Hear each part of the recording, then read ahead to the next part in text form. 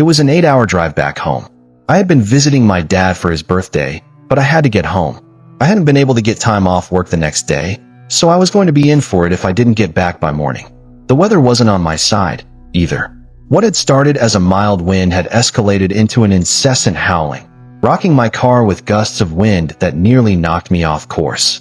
I could barely hear the radio over the raindrops knocking on my sunroof. I was 6 hours in when I came across the fallen tree. Another car had stopped ahead and called it in, but I didn't have time to stick around. I took a detour onto a smaller road. It was rural Minnesota. What's the worst that could happen? The road was more pothole than asphalt, but my GPS was still on point. It showed a 20-minute detour, but I figured it would still be quicker than waiting for that tree to be cleared. I rounded a corner and came across a long stretch of road overlooking the countryside. There was a wheat field to the left and a pine forest to the right. It was dark, so I couldn't see anybody up ahead, no lights. I kept going straight, leaning back in my seat. All of a sudden, a car. It was parked by the side of the road. I swerved, but ended up smacking it and cracking a taillight. I came to a full stop about 20 feet further down the road. Looking back, I bit my lip. I could keep going, and that would be that, or I could leave my insurance information. I dug around in my glove compartment, found a slip of paper, tucked it under my jacket, and got out. I made my way over to the parked car. It was a dark beige sedan that looked like it had been dug out of the 90s. I didn't want to pry, but I couldn't help but notice something odd. There were at least 3 duffel bags in the back seat. I got my papers out and slipped them under the wipers along with $20 as an apology. I was walking back to my car when I noticed someone approaching. I noticed a couple of details. They had a dirty shovel slung over their shoulder, and they were holding another duffel bag. That made 4 in total. I had this uneasy feeling I was looking at something I wasn't supposed to. This person had been digging something up in the middle of a rainstorm. I couldn't imagine they wanted someone to see them do it. I got out of the rain and into the driver's seat. I put the keys in and fired up the engine. It made a bit of a huffing noise, as if wanting to stall, but it didn't. And then someone knocked on my window. I could have put my foot on the gas, but I didn't. Instead, I turned my head, only to see a stern-looking man in his early 50s. He had a thick mustache and a black baseball cap, a look that made me think of someone trying their best to be forgettable and neutral. He was holding a gun. He made a rolling motion with his hand. "Let's have a short conversation before you go running off, sir. It'll just be a couple of minutes." I rolled down the window. It was dawning on me just how bad this could get if I wasn't careful. We were alone on a small, nondescript road during bad weather, and nobody knew that I was there. And he didn't look like the type of person who was eager for a rational discussion. "Sorry about the taillight," I said. "You mind lowering that pistol there?" He forced a smile. "I would mind, yes." He reached his arm in through the open window and unlocked the door. Opening it, he motioned for me to step out. I looked back at the steering wheel, not sure what to do. Maybe I could get away if I did something sudden. "I wouldn't do that," he said. "It'll get messy." "I didn't see anything," I assured him. "I'm only passing through." "I'm sure you didn't," he said. "Now step out." Looking down the barrel of a gun, I was inclined to listen. I stepped out. My mouth went dry as my senses heightened. I could feel the blood rush into my head. "I don't know what you think I saw," I said. "It was only a duffel bag and a shovel. I don't even know you. Just step right this way," he said, pointing me to the side of the road. I didn't see the license plate. Heck, I can hardly even see you. It's raining too much, you know? "Fair enough." He pointed at something up in the pine woods. "Can you see that?" he asked. I leaned in and looked closely. There was nothing up there, just pine trees and rain. And then I realized what he was doing. He was making me stand still. I didn't have time to turn my head before he fired the gun. A lot of stories would have ended here, and that would make sense. Even though I barely knew the guy or what he had done, he wasn't taking any chances. He shot me point blank in the head. I had no idea what happened next, but I figured out a couple of things.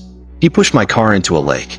He buried me in a shallow grave just east of that road, in a field right up the hill. Writing it out like this, it seems almost detached, like it didn't really happen to me, like it happened to someone else. But I can't say it any other way. He killed me, and I didn't even understand why. In terms of time, it felt like blinking. One moment, there's a flash and a bang. The next, I'm inhaling dirt. I almost choked then and there.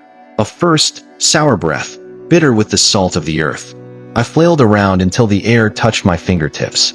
And then, I dug. I gasped for breath, but all I got was mud and grass. Finally, my face broke the surface. I wheezed, sucking in the night. Only then did I realize that my heart was still beating out of my chest. I was still surprised by the loud sound. The gunshot. The rain had seemingly cleared up, but it was late. I was out in a field, a small glade in the middle of a pine forest. I was surrounded by these strangely colored sunflowers. They were probably white, but they looked kind of blue in the moonlight. And I just had the clothes on my back. He had taken my phone, my car keys, my smartwatch, everything. He had buried me alive, I thought. But the strangest thing about it was that right where I had been lying, there was a cross. It was crude, a couple of broken 2x4s nailed together. It looked more like a plus sign. But what kind of murderer leaves their victim alive, marks their grave? And that's when it hit me.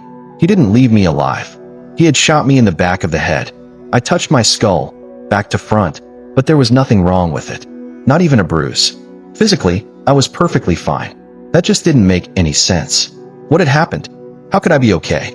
I had no idea where to go, so I just picked a direction and hoped for the best. It was dark out, but the moonlight helped a little. Looking back at that weird glade, I couldn't help but feel watched, as if those creepy sunflowers were all turning my way. First things first, I had to get to the police.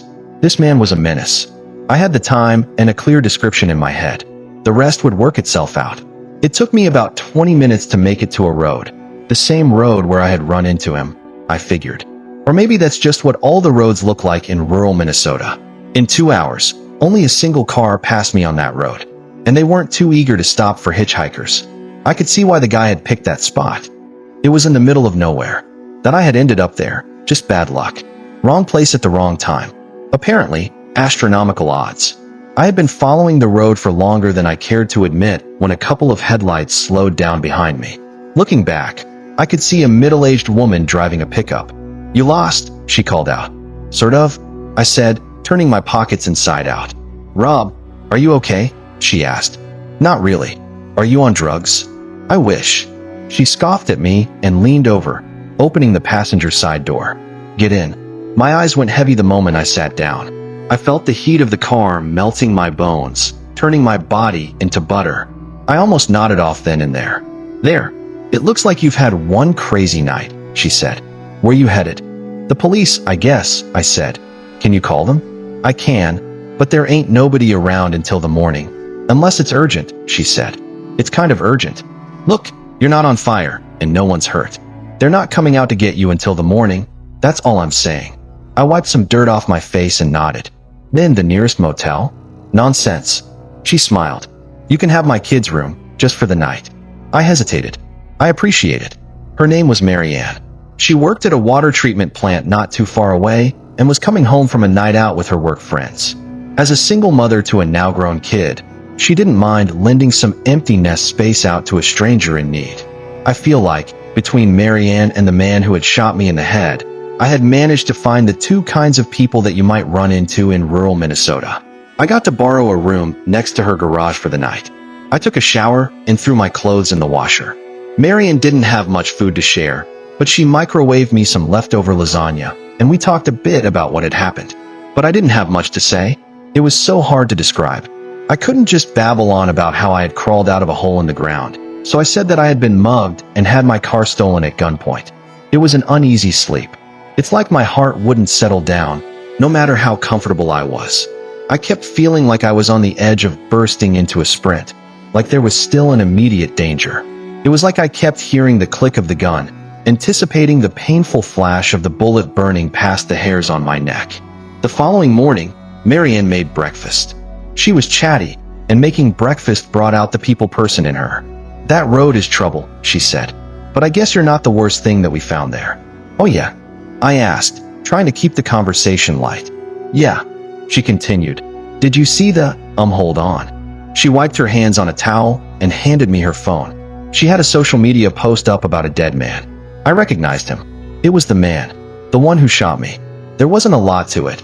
A small post talking about how he had been a couple of weeks from turning 71 and how he had passed suddenly in his car. There were dozens of comments talking about how much they were going to miss him and how great of a guy he had been. I figured that they hadn't known much about his extracurricular activities. Good people don't shoot other good people in the head. Before I handed her the phone back, I noticed something odd. Right there, next to the date. 31 days had passed. I almost choked on my orange juice. This was beyond explanation. It didn't make any sense. 31 days. I handed Marianne her phone back. I mulled the options over in my head. I wanted to call my mom, but I couldn't remember her number. It was saved on my phone, which was gone. Besides, what would I tell her?